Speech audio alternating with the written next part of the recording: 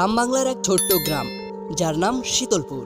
এই গ্রামটির পরিচয় শুধু তার শান্ত পরিবেশই ছিল না, বরং একটি রহস্যময় ঘটনা যা গ্রামবাসীদের কাছে আজও ভয়ের কারণ। কথা আছে এই গ্রামে নাকি একটি কালো মোরগ ছিল। সেই মোরগটি নাকি গ্রামবাসীদের কাছে এক অশুভ চিহ্ন হিসেবে পরিচিত ছিল, কিন্তু কেউ জানে না কেন বা কিভাবে এই মোরগের সঙ্গে এক ভয়ঙ্কর অভিশাপ জড়িয়ে আছে। আজকের গল্প যারা শেষ পর্যন্ত শুনবে তাদের মাথায় শুধু একটা কথাই ঘুরবে যে এটাও কি সম্ভব, কিংবা এটা হওয়া কি উচিত ছিল। আমি জানি না এই গল্প শোনার পর আপনাদের মাথায় কি ঘুরবে, কিন্তু হ্যাঁ, গল্পের মাঝখানে একটি টুইস্ট আছে। আর হ্যাঁ বন্ধুরা, ভূতের গল্প শুনতে আমরা অনেকেই ভালোবাসি। আর তোমরাও যদি ভূতের গল্প শুনতে ভালোবাসো কিংবা ভূতের গল্প শুনতে চাও, তাহলে আমাদের ইউটিউব চ্যানেলটাকে সাবস্ক্রাইব করে রাখতে পারো। তো চলুন আজকের গল্পটি শুরু করা যাক, যার নাম কালো মোরগের অভিশাপ।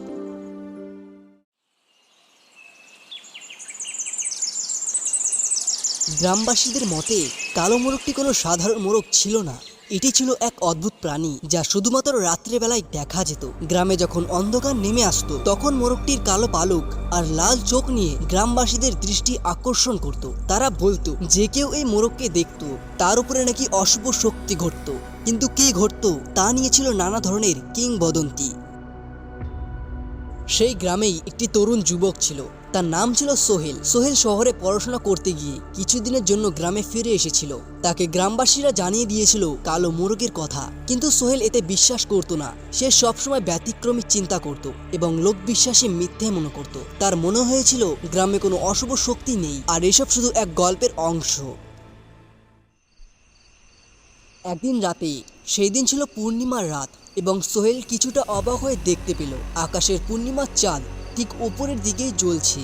গ্রামটা নিস্তব্ধ ছিল আর সারা রাতের অন্ধকার পরিবেশ এক অন্যরকম ভাবের অনুভূতি জেগিয়ে উঠিয়েছিল। সোহেল ঠিকই বুঝতে পারল কিছু একটা অদ্ভুত ঘটছে, কিন্তু সে ভয় পায়নি। সে ওই রাতের কালো মোরগকে দেখা পাওয়ার জন্য প্রস্তুত ছিল। মাঝরাতে সোহেল গ্রামের এক নির্জন পথ ধরে হাঁটতে থাকলো।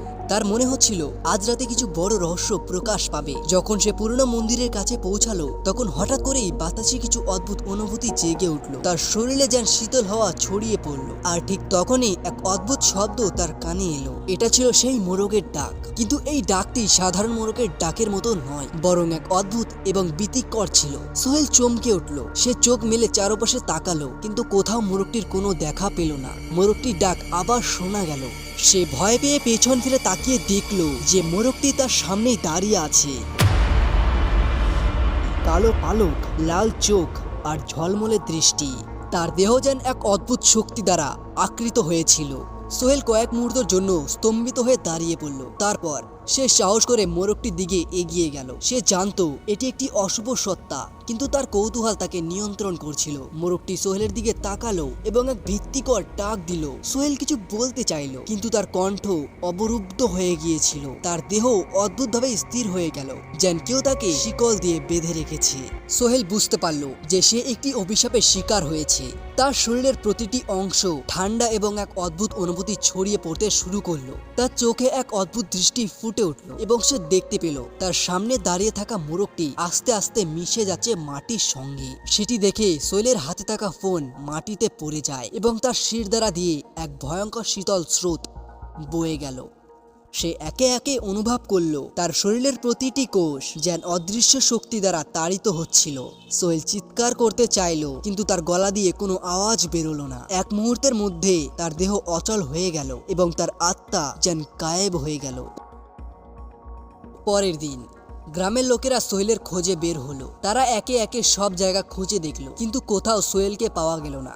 গ্রামের প্রবীণরা বলল সোহেল কালো মোরগের অভিশাপের শিকার হয়েছে। সে রাতে যে মোরগকে দেখেছিল সেটি ছিল সেই অভিশপ্ত প্রাণী যা গ্রামবাসীদের জন্য বিপদ নিয়ে আসে।